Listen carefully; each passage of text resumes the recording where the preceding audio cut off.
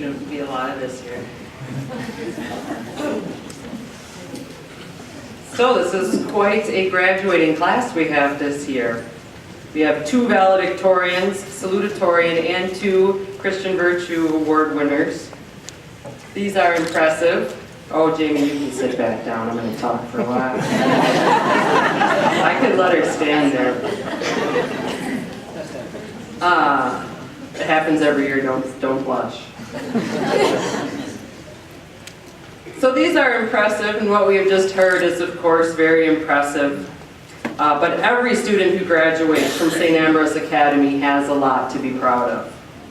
This school does not accept the premise that teenagers are generally incapable and naturally lazy, and that only a select few are prepared to work hard to accomplish their goals.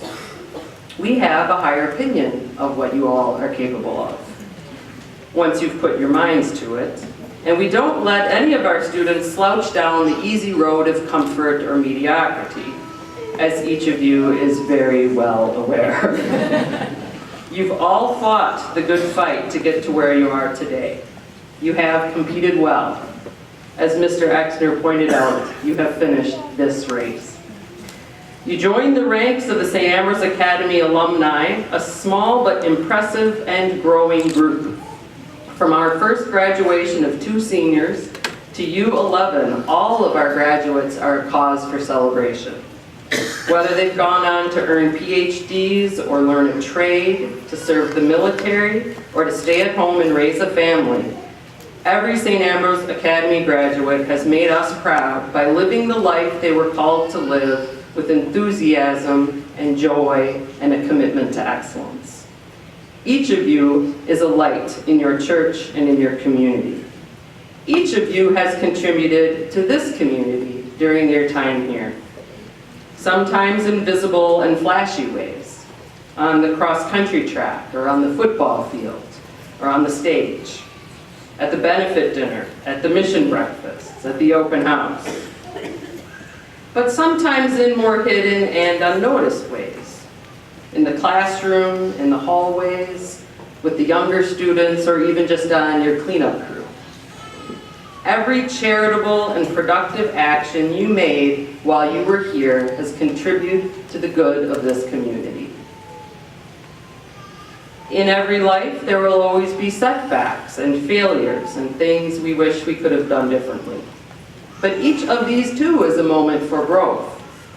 Each of these is a lesson for us to learn and an opportunity that can bear fruit, even if we don't see it immediately. I have faith in every one of you that you too will go out into the world and fulfill whatever task God has in store for you and make us proud. And as this school grows and the graduating classes increase, these will be the years that people look back on as the time that shaped the culture and the mission of this school. And we will talk about Nick Zimmerman's amazing sense of humor, and Stephen Doone's steady dependability, Reagan Gray's commitment to putting William in his place, Gwen's determination not to have her position drowned out even in the face of intense opposition, Justin Schmeezing's unbeatable and indomitable good spirits, Ben Galvin's constant willingness to always be of service to others. Each of these qualities deserves an award of their own. We look today to certain achievements, but no achievement, no act is without its impact. So we begin, though, with the salutatorian address. Now you can see.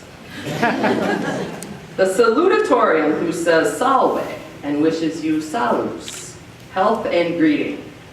This speaks to Jaimee's arrival here at our school in 10th grade when she welcomed and embraced everything St. Ambrose has to offer. Her classmates tease her saying, you know, the salutatorian had to go to summer school. And this is true, but only because Jaimee was so determined to earn the classics degree that she spent the summer studying Latin 3, possibly the hardest year of Latin.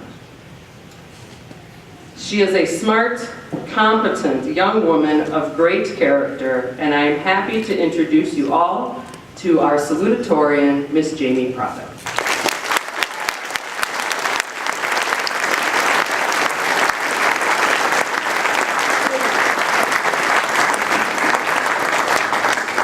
Hello everyone, my name is Jaimee Prado, and on behalf of the St. Ambrose Academy, class of 2017, I want to thank you all so much for attending our graduation ceremony today. It means a lot to each and every one of us that you are here to celebrate this exciting day. As many of you know, I came to St. Ambrose in my sophomore year. I was nervous to be attending such a small school, and even more worried about being in the smallest class I'd ever been in my entire life. But after 3 years with the other 10 students in my class, who I'm lucky to all call my friends, it's hard to picture my high school career without them. What makes this class so special is the bond we share with each other. We might be one of the largest graduating classes St. Ambrose has seen, but I'd say that our class is unity like no other. Each of us was willing to work together to build a stronger relationship with our classmates. Our class dynamic has fostered great friendships over the past few years, because each of us contributes something unique to the class. One of my favorite things about our class is the group chat we've had since sophomore year, which has been used from everything, such as getting homework assignments, to sending funny pictures, mostly of each other, planning our Winning Catholic Schools Week strategies, or coordinating our next Just Dance party. I think that this class unity also built school spirit, as we would support each other at our various school events. From making posters for football games, cheering on the cross-country team at meets, and attending the school musical, we tried our best to be there for each other. I think that's what I'm going to miss the most about this crazy little family, how much we support and watch out for one another. But graduation isn't only about this class. We set an example for other classes to come. I hope to share some advice that I've learned from being a student at St. Ambrose, in the hopes that other classes will be able to learn from it. First of all, make use of the small class size and work together. Chances are, you're all struggling with the same history assignment that Mr. Foss gave you. As long as each of you contributes to the work, you'll learn a lot from your classmates and probably understand the assignment better. Our class used to make group study guides for tests, which were incredibly helpful and definitely boosted all of our grades. That being said, as my second piece of advice, make sure to do what works best for you, and don't compare yourself to your classmates. For example, if you like to take a lot of notes in class, take notes, and don't worry if other people aren't. Make sure you try to participate in class, although some people learn better by listening to the discussion, and I'm definitely one of those people. Always do what works best for you, and don't worry if your classmates aren't necessarily doing the exact same thing. Lastly, don't be afraid to ask questions if you need help. Whether you ask a teacher or a classmate, no matter how insignificant you think the question is, ask.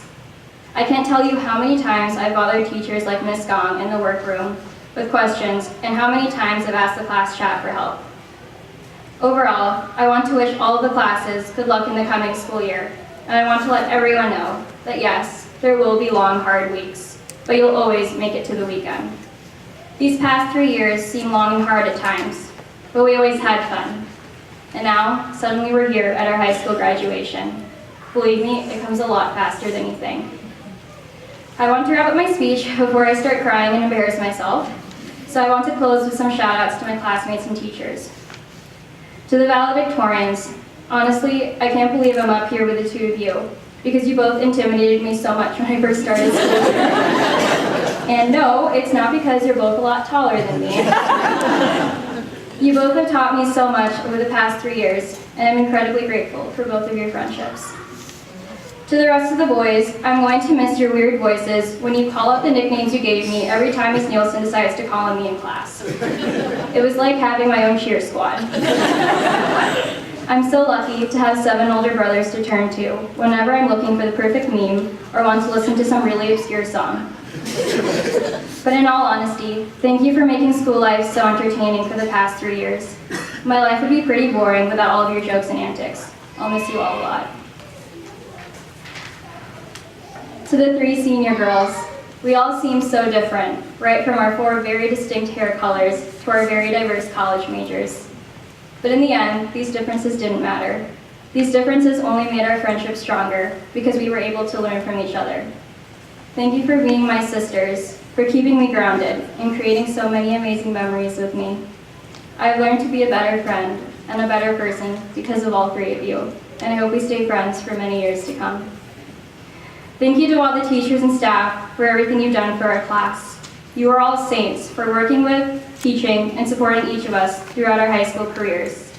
Thank you for the impact you made on each of our lives. Thank you, Father Bart and Bishop Merlino. High school isn't easy to navigate, but through your spiritual guidance, we are ready to leave St. Ambrose well-equipped to defend and live out our Catholic faith. To our benefactors, thank you for opening the doors to so many new opportunities for our school. I can't wait to see how St. Ambrose will grow after we graduate. Thank you, seniors, for this unique high school experience. I'm going to miss all of you so much, and I hope you're all ready for our 10-year Just Dance class reunion, because I've already started planning it. Congratulations, class of 2017. We finally made it.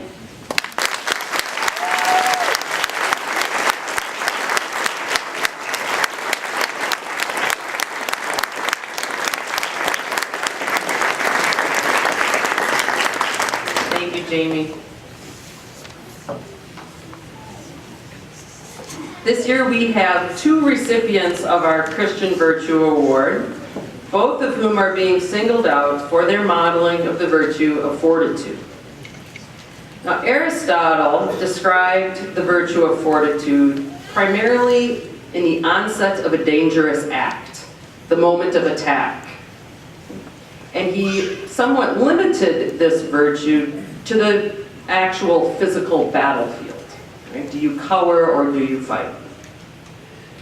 St. Thomas widened our understanding to include the quality of endurance under the heading of bravery, the ability to soldier on in the face of danger or difficulty.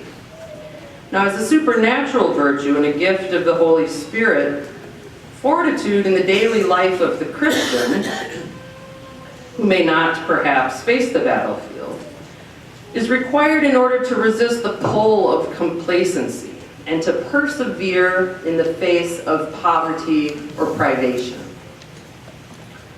Sarah and Grace have both faced challenges over the course of their 4 years in high school. And yet, here is the remarkable thing. They have remained 2 of the most stable and dependable students at this school. I have never seen Sarah or Grace when they did not greet me with a warm smile and a friendly greeting. I have never heard either of them whine about the difficulties of student life, whether it be the homework or their teachers or even the dress code.